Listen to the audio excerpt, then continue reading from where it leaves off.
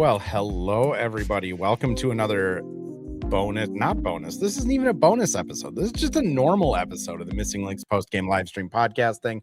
I wanted to see how long we could go for music before I officially started it, but the stream was just doing a weird thing, and then all of a sudden it says we've been live for a minute. So I'm Andrew Dukowitz, as professional as ever, and Austin Duke Schindler from Valley View News Live is joining me. How's it going, man? One of these days, I am going to be a professional podcaster and not forget to unmute the guest. Today's not that day. So, Austin, how are you officially doing? Well, it could just be part of the charm of joining the Missing Lynx podcast here, Andrew. No, we're doing well. Great that you had me back on. You tweeted out the lineup this week. I've never felt more out of place in my entire life with Britt Robson, WCCO's in the mix, Dane Moore on there as well. I was like, okay, so we got to lead this off strong. The Lynx didn't really do it for us tonight, but hey, we're here to have some fun, have some fireworks. That was a brutal game, but like we just said in the lobby there, like, hey, we got revenge on the mind now. You got one, we got the other three. We'll see you in the finals. Yeah, you couldn't stay undefeated against a really good basketball team forever. There's 7-1 lifetime. I mean, it kind of is what it is. What I'd say is, like, one, with this podcast and you being on here specifically, like, one of the things I've always strived for over the last like 2.5 years that I've been doing this is, like, I want to have different opinions. I want to have, if you have 115 Twitter followers and you're passionate and want to get into journalism, or whether you're Britt Robson, Dane Moore, Tim Miller, whoever, like, I want to have a podcast where people can just come on and talk basketball. And I think that is part of the charm, as you would say, is like you do get a variety of different people that all are invested at least in being a basketball fan or writer or reporter, but also, like, you're one of the OGs, so you'll always have a place on here. Really? Hey, if I'm considered an OG, I'll take that any day of the week. Appreciate it as always. Of course, man. I do want to shout out, first off, like, before we get into the basketball of all of this, Lynx lose 80-66, just a gross game. 16,001 scan tickets in attendance tonight. The Target Center, they still had the upper row, like 10 through 40 or whatever behind the baskets curtained off, but pretty much every other section was open, and that place was packed, which this is now the fourth consecutive game of over 14,000 in attendance. I mean, I know the Valkyries are popular, but like 16,000 people in the Target Center watching a regular season Monday night game is bananas. Like, it's just so cool to see. It's been building up for a while, hasn't it? I should say the Lynx have been putting these teams out on the court for over a decade at this point, and it's been exciting the whole time. But as we know, things took a little bit to catch on here in these last couple years, with so much talent coming into the league is putting a bigger spotlight on just all the teams in the league. But then people are just starting to see, oh, the Minnesota Lynx and Coach Reeve, they've just been here. Like, they're that team that's been here this whole time now that we're finally getting invested in the WNBA. Not the greatest game if you're trying to see what the Lynx were see their full display of talent, but nonetheless, like, the Target Center, they've always been there for their Lynx. It's only showing out more and more as the years go on, as the games go on even. Tough to see that type of crowd be in the stands on a Monday night when you have the 1 seed on the line, a 10-game win streak on the line. You're facing the number 2 seed in the WNBA. Not the best showing, but we love the Target Center. Yeah. I mean, again, for me, it's just been cool this year to see, like, okay, they open up the lower ring in the upper bowl, and then within a game or two, all of those are sold out. And then, all right, we'll open up like the TV camera looking at midsection in the upper bowl, and then within a game or two, that's completely filled. And now I would imagine, I mean, their last 2 home games are going to be the Liberty and the Fever. Like, that whole bowl has to be Fireworks. open. And even just looking back to last season, they didn't have the bowl open for any of the Mercury games. In the playoffs, they didn't have it fully open for the Fever or Wings last year. Like it's just like, if there's a positive that I'll take from this game, it's that fans just continue to pack this place, which that's just awesome. Like, this team deserves that. They deserve to you've seen it have you've seen it in sellouts. 2 different places too at this point now, here with the Lynx and then with the women's Gophers team. You know, the fans show Yeah. up. Minnesota loves their basketball. Don't care what league you're in. If you're good, people are going to come watch. It's like, and this is a Chris Finch quote, so I apologize to all the Lynx fans here, but like, one thing Finch has always said since he's got here is he refers to the entire state of Minnesota as a basketball town. I'm relatively sure he's aware that it's a state and not a town, but he always says, like, Minnesota's a basketball town. If you give them something to cheer for, they're gonna show up. And literally every team, if you just put out a good product, it doesn't matter, men, women, college, high school, like professional, like, people show up for good Twins are basketball. fighting for a wild card. We thought the fans were done with them, and now they're kind of slowly trickling back into Target Field now too, because they're fighting for a playoff spot. They're just exceeding expectations. And if you do that, and you're a Minnesota sports fan, you're going to fall in love with whatever team's out there. Yeah, which, I mean, yeah, it's a testament to Minnesota fans. It's like, just put a good product out, people will come watch. Dub right side, we'll start with the Cheryl Reeve post game. She didn't say everyone was terrible. I think her exact quote was, no one was good but not terrible. But the main thing that I took from her post game was Britt Robson asked a question about, you know, if this is a good thing for Olivia Miles, who is kind of, you know, she doesn't always move the ball in certain situations and does take some shots that maybe it would have been better if she moved it. And Cheryl point blank kind of said, like, this is a good thing for Liv. Like, in the grand scheme of things, this is what we want to have happen to Liv in her rookie season. And, you know, honestly, I don't disagree. Like, I'm not a moral victory guy. It's still a loss. That sucks. You can't really put it out of there. But at the same time, you know, I do think humbling isn't a bad thing at every opportunity. And I think this team did need to get humbled a little bit. What do you think, though, Austin? Yeah, it was right there on a silver platter. Like I just mentioned, all those things that were a part of tonight's game, it was all there for the Lynx to take if they were ready to rock with it. Tonight, they just weren't ready to rock with it. And that quote, of course, you know, from Cheryl, that Liv needs to go through something like this here too. So yeah, nothing's perfect. You look at every great in every sport, maybe besides Maya Moore, who went through some sort of adversity to get to that next level, or some sort of humbling where it got to a point where, yeah, okay, it's time to lock in a little bit more. We're approaching the playoffs at this point. And if you need a little chip on your shoulder, it's right there. I mean, she plays like she has a chip on her shoulder every game. This seemed to be the one game where it didn't really roll anyone's way, but specifically Liv with the 4 turnovers. It just looked, it looked discombobulated. And Liv, really, her 2 worst games of the year have been against Golden State. The second game against Golden State, she struggled quite a bit. They pressed her a lot and just threw kind of the kitchen sink at her. And that after the first game against Golden State, where they go under the screen and Liv hits like 12 threes or whatever absurd amount of threes she hit that game.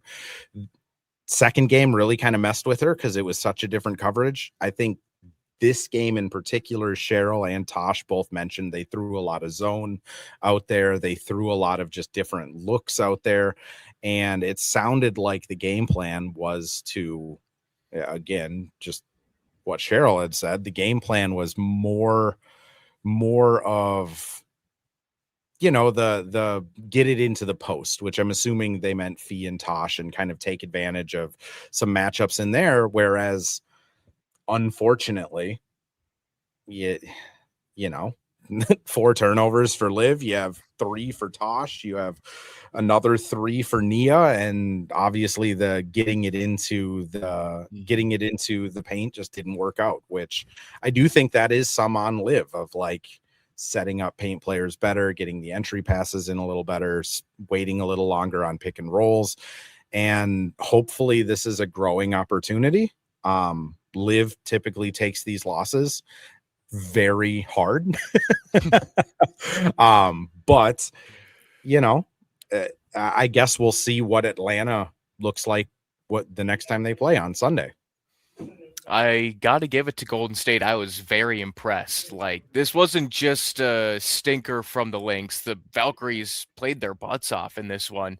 And you mentioned more post entries. Every time they tried a post entry, there was that third defender coming in to swarm feed, to swarm Natasha.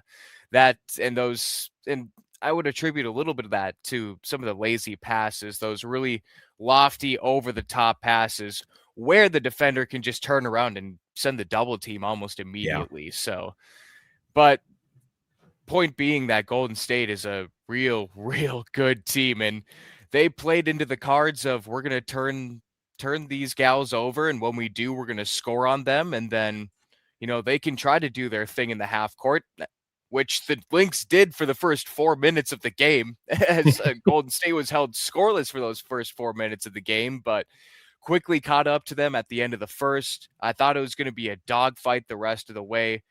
It was kind of like last time I was on, we were kind of talking about the Lynx and the Sun. They kind of blew a big lead and just couldn't really get back into it, or they just stayed stagnant. Yeah. That's what happened here, except the Valkyries are the Valkyries and the Sun are the Sun, and that's where you see a 24-point loss kind of come into play, or 14 math. 14. St. Cloud State.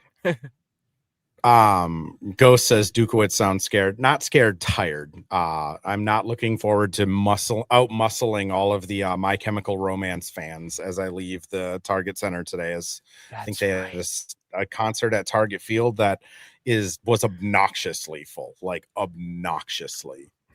Sellout My Chemical Romance. So what I will say though is, again, like, completely agree with you. This is a Golden State team that their defense is awesome. Their defense is kind of the standard in the league. They're the number 1 defensive rating for a reason.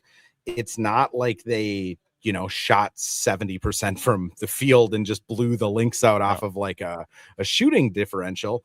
They really just kind of won this game by how they do it, which is just grind out a win, play your defense, slow the pace down, take advantage of turnovers when you get them. And as Gene kind of mentions in the chat here, the Lynx also just couldn't hit a shot, which at some point, I think it's a case where, like, they're down 1 at halftime. And I think you're looking at it of like, how are the Lynx even like in this game still with how kind of poor they're playing? Yeah. And then they're down 7 going into the third. And it's like, this is wild. Like, how are they even in this game? And then it kind of breaks where it's just like, you only have so much resolve for missed shots. And, Gabby Williams is going to hit like a turnaround 3. And like, what do you do? Which I think, to Cheryl's point, like, getting those kind of scars in now where it's like on nights where it doesn't go your way, you just have to stay locked in, is good. But at the same time, I don't know about you, Austin, but will you just like burn the tape after a game like this? Because I don't really know how much there is to learn other than like for Liv to learn the different defensive concepts. I'm 0 for 2 on the Lynx this season. Last time I said burn the tape, I think they rattled off. I mean, I remember the chat during that Connecticut Sun game. Excuse me, the chat was losing it, and I was like, "We're here. We're gonna be fine. This is just the Lynx doing, having that stinker, having that bad game." They absolutely lost themselves after that, rattling off wins every which way. They might have only lost like 3 games since I've last been on. So this is the second game they've lost. I think you were on the last game before they went on the 10-0 run. And then this loss ends a 6-0 run. But like, yeah, they ripped off wins after the next one. So So if they want to go like 16-1 over the next however many games after yeah. this appearance, like that'd be cool. Yeah, exactly. And yeah, it's just when Liv's gonna shoot 3 of 12, Kayla's going 2 of 11, Fee threw up some really bad shots, 4 of 10. You're just not gonna win any game. Could be closer, but you're facing the number 2 seed in the WNBA, so it's not going to be close here in the end. I'll give it credit to Kayla. She played her butt off, but nothing really worked for anyone there on the court tonight. I didn't actually, I'll give a shout out to Maya Caldwell. She played pretty well, at least in the spot that Yeah. she was put in without Courtney Williams here, and hit a couple shots early. Got me pretty juiced for the rest of the game until all those wheels fell off. Dustin says, Andrew, you got a bit of wrath in the post game. I wouldn't say it was wrath for it's My just like Chemical Romance.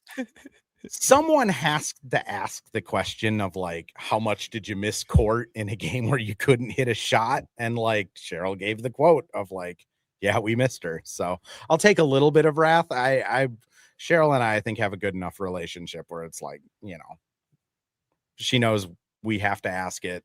She has to give the quote.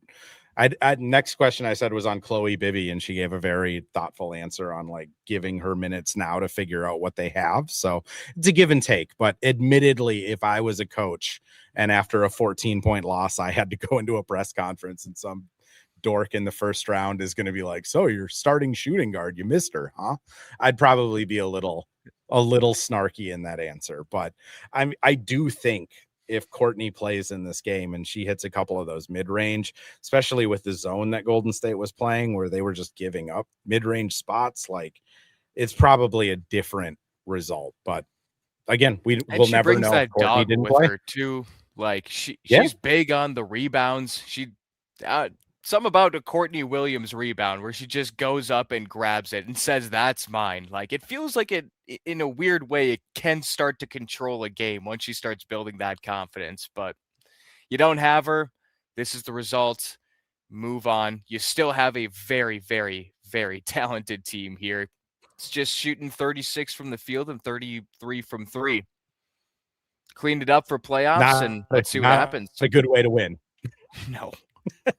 Just not throw in 18 turnovers and it's just you're not going to win many games. And that's kind of the odd part. Like Cheryl post game again said like the defense wasn't anything special, but it's like for most of the game Golden State was shooting around 40%. Like some of the looks that they hit in the fourth to kind of spread it away were just, what do you do? Like you're playing perfect and then you give up an offensive rebound. It's some just very cold shots from, and you could go down the starting lineup and even into the bench where there's Tiffany Hayes was making some plays out there. She was looking like Russell Westbrook, prime Russell Westbrook, just walking by every defender. She was an absolute blur. And like I said, just go down the starting lineup and all the way through whoever played a minute. Everyone almost had their moment here tonight for Golden State. So props to them because they showed out in a 16,000 attendance Target Center.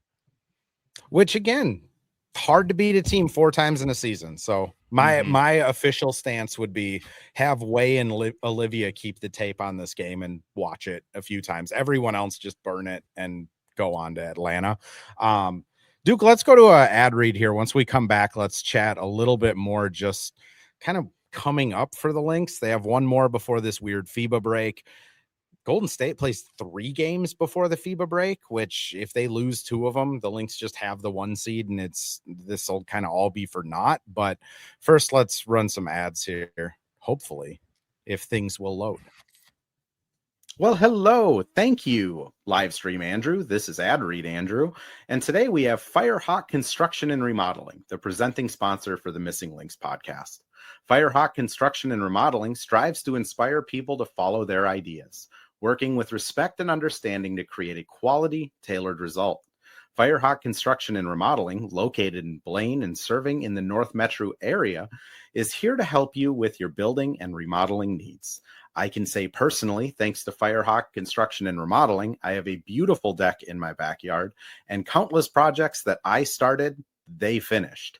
Get started on your new deck or remodel today by calling Isaac at 763-710-5686. And we're back with another ad read.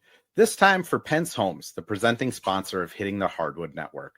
From the best tools and technology to transparency throughout the entire process, Nate Pence and the Pence Homes team is the top choice for buyers, sellers, and is proud to support you and your home ownership goals. Get started today by calling 612-308-1122 or by emailing info@pencehomes.com.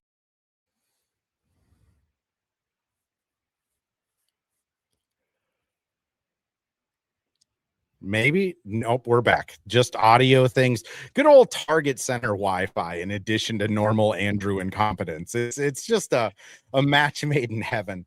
I guess there was another question. I apologize. I wanted to answer it just because it was pertinent. I can't remember who asked it, but somebody had asked if anyone goes to the away press conferences out of the Lynx media group. I personally don't, unless it's like I really have something I want to ask them, or if it's for a story that I'm working on. Since 95% of my followers are Lynx fans and I've built rapport with the team, I stick here and ask questions about them. I do know that like Terry Horstman from the 9 will go over and ask questions sometimes, but normally, the main Lynx beat of, Patrick, Mike, Brett, me, Terry, Cassidy, we all kind of keep to the Lynx side of it and let the Valkyries or whoever the road team is. Normally they have one or two traveling media that'll ask some stuff, but not good question, but not something I personally do. I just, as someone who kind of prides themselves on being more of like a traditional beat reporter, I try and just hunker down. Sometimes I'll go to, if you pay attention to the Twitter feed, sometimes I do go to like away team shoot arounds or practices though. So sometimes you'll see like random content like that, but post game, I just value hearing what Cheryl has to say more than whatever the opposing coach does, which, has its ups and its downs. But Austin, Lynx are still in this position where they have 5 games left. If they win one of those games and the Valkyries lose any game, Lynx are still the 1 seed. Valkyries would have to go 7-0 to get the 1 seed, and the Lynx would also have to go 0-5, which is just that's there's no way, right? There's no way, right? There is technically some astronomical percentage of chance that the Valkyries could take the 1 seed, but like I would argue if this Lynx team finishes 0-6 with this Valkyrie game included, there are significantly bigger problems that we're going to be talking about than the Valkyries. Finals aren't in the discussion anymore. Yeah, if you finish 0-6 with 2 losses against Indiana, 1 against Connecticut, 1 against New York, 1 against the Dream, and 1 against the Valkyries, we're probably talking about this team significantly different. But I guess what are your thoughts? Like, do you feel like this is something to look into further of like what could happen to the Lynx season, or do you feel like this is just kind of a blip? Definitely just a blip, especially considering that as far as we know, it's not a serious issue with Courtney. Going to be back by playoffs type, at least by playoffs. Could be safe to say, hopefully. But if that's the case, then yes, we're not worried here. And like Fee said just before the game today, like this is the first game I've ever played without Courtney Williams. So maybe there was a little more to that than just missing one of your better playmakers, scorers, rebounders. But no, this one is just a little blip here. They did try to hold on to it no matter how bad they were shooting until, like you said, halfway through that third quarter when it really fell off. But as long as you get Courtney back, then I'd say we can just continue to flush this Valkyries loss and continue to move forward, because this team has way bigger ambitions than, letting up a loss for the first time in that franchise's history. So Dustin brings up, can't believe this is Court's first missed game in 11 years. crazy. I will preface it. It's not her first missed game. It's her first missed game due to injury in 11 years. She has gotten into some kerfuffles and scuffles that have caused suspensions, but it is incredible that like she's just sat here she signs here 2.5 years ago and hasn't missed a game. Value of season ticket holders in the chat. Courtney's dad told Meg A. Riley tonight she is good, just resting. Kind of felt that way. She was popping up and down off the bench in the first half quite a bit. Also, like Cheryl's comment pregame of like, Courtney never really worked on her body until she got here. So something like this is bound to happen. I think was, if it's a major injury, I think you're looking at like Cheryl being a little more solemn than like making fun of Court. Right. That's kind of my read on if especially with the FIBA break and with 6 days between now and the dream game, like if there's something major going on with Court, like she's gonna have 4 weeks to try and figure out, I did not even realize the break was that long. Holy cow. August 30th to September 18th. I knew there was like a significant break. That is a hefty one, but yeah, obviously there's I've been hearing that international tournament. I've been hearing that quite a bit from like fans and even other media members of just like, now that we're almost there, it's just like, oof, the Lynx play 1 game in the next 4 weeks. Like it is, and then they just play 4, and it's like, all right, playoffs. Well, like here we are. Yeah, then you get like 4 in a week. You play every other day for 8 days, and you're just playoffs. Which I understand FIBA. I understand that it's important for international players and stuff like that. But basketball, man, is it tough that this is how the WNBA shakes out, because. For players like Court and K-Mac, this is great. Like you're just getting a 3-week or a week and a half vacation. I think the Lynx are going to give them like 7 to 10 days off before they have to report back. Like if you're in your 30s, this is awesome, but woof. Yeah, that's I'm glad every team in the league is going to deal with it, right? Yeah. That's going to be, my gosh. I mean, I don't even remember, like, even in past, obvious FIBA tournaments, September 24th, is that really the latest? Like, is that the latest a WNBA game has ever ended a regular season? Or the WNBA ended a regular season? That seems really late. Like, we're approaching. I want to say it is. Because when they had the Olympic break 2 years ago, the season wasn't as long. And they also didn't prioritize the little bit of extra rest that they've given. So I would wager that it's the latest the season has ended. I don't know offhand, and I don't particularly want to go through all the Googling on a live stream to figure it out. But I think you're probably right. Like if I had money to gamble, I would gamble saying this is the latest that it would end. Couple of people bringing up just weird rotation tonight. Jude, Amanda, Dustin in the chat. I agree it was weird. I'm going to be honest. I think some of that was Cheryl just throwing stuff at the wall, where she gives Dorcas 7 minutes in the first half. It didn't particularly go great. She goes with Chloe in the second half. That went a little better. I actually like Chloe's game quite a bit of just, she plays like an Australian. Kind of the same. She goes with Alishka a little bit in the first half, then turns to Tony in the second half, gave Ola a couple minutes to try it out. That didn't work. I really think it was just, I think Cheryl kind of recognized the vibe early on and just said, like, this is a throw stuff at the wall type of game and hope someone can give us a boost. And unfortunately, no one gave them a boost. It's you're hoping at that point, like you said, 5 games away from the end of the regular season. You're getting your break speed off. Let's just throw something out there, and maybe that could potentially give us a boost come playoffs, or maybe if another injury hits, you got that player to slide right in, a Chloe, Dorca, whatever, whoever it may be. This is just not their game. Today and tonight was not their nights. I think last time I chalked it up to that, and they rattled off a massive win streak. So I'm just going to chalk it up again and leave it up to the basketball gods if they want to give me another 10 win streak after a Dukowitz appearance. Yeah, I tell you what, if they go 16-17, I'm trying to figure out like how many they 4 in the championship, 3 in the semis, that's 7, 2 in the first round, that's 9. There's 5 games left, that's 14. That if they win, they only need 14 wins. I mean, if they go on the same stretch they had last time, we're talking a parade. So maybe we're talking if a hardware if they parade, win it, we're just gonna have you on once every couple weeks for the rest of existence. That's fine with me. Hey, I'm here for a good time. I'm here to apply wins when needed. If in the case it has to come into loss. Exactly.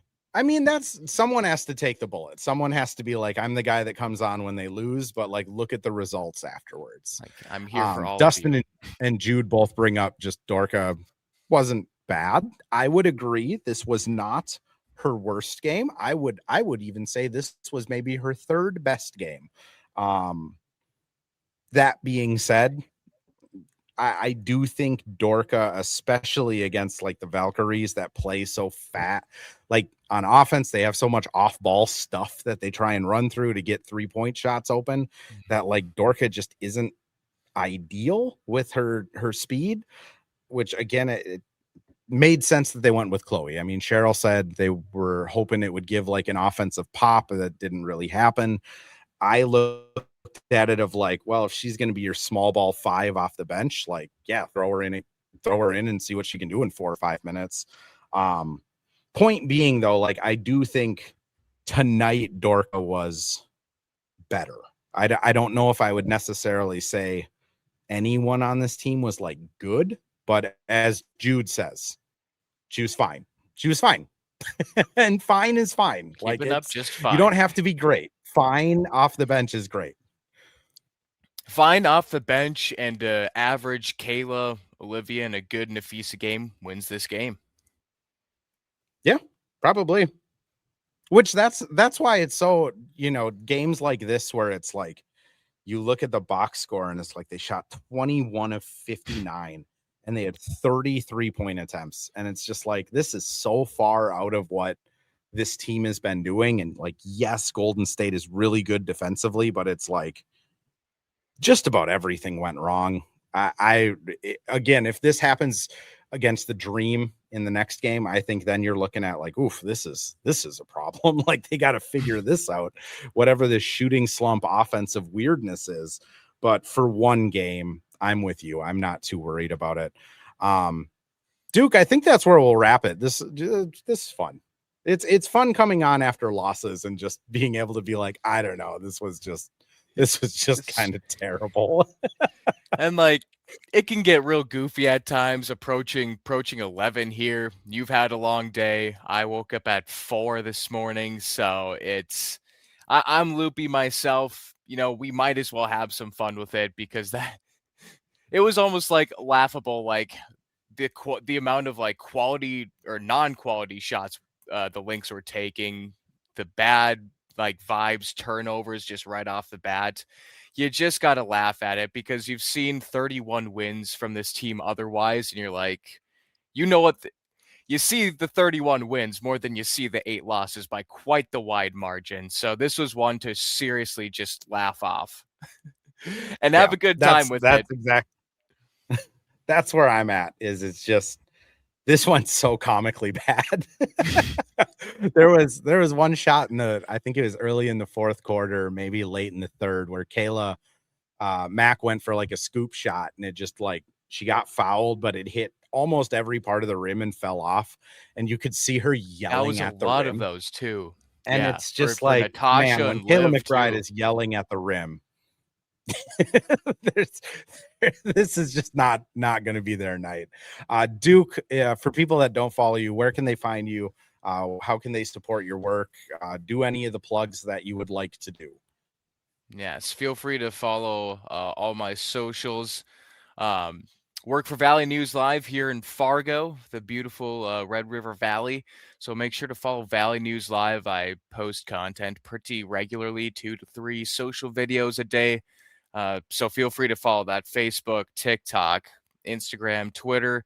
Then you can follow me on Facebook, Duke Schindler VNL. Post a lot of what I do at work on that page. And then if you like weird, fun thoughts that are mostly Timberwolves / basketball / Lynx based, follow me on Twitter, Duke Schindler TV. And I don't know, all the other socials, just look up Duke Schindler. You'll probably find me. Well, awesome. Thanks for doing this, Duke. For anyone that joined in a little late, it will get posted up on YouTube, Twitter, and Buzzer as soon as the stream is over. Come out as a podcast in audio form tomorrow at 7 a.m. We do have like a kind of, I'm not going to say like jam-packed, because I feel like that's just like a radio term that I never want to use, but Britt Robinson is going to be joining the pod tomorrow morning for a late morning stream, talking more Lynx, probably less Golden State stuff. For Wolves fans that are starting to get into that vibe, Dane Moore is going to be on Thursday to talk kind of more big picture Wolves things going into this season, where our thoughts are. I'm going to start putting out one Wolves episode a week just to ramp up for them. And then after the Dream Game, Elle Mose is going to be joining me from WCCO. I want to say this is like the first thing she's done since she gave birth to her child. So that'll be fun. We'll hopefully talk more basketball than like infant talk. But I can't guarantee it. But Elle's always fun. So thanks again, everyone, for listening. Again, I appreciate you coming on, man. And we'll catch you tomorrow morning.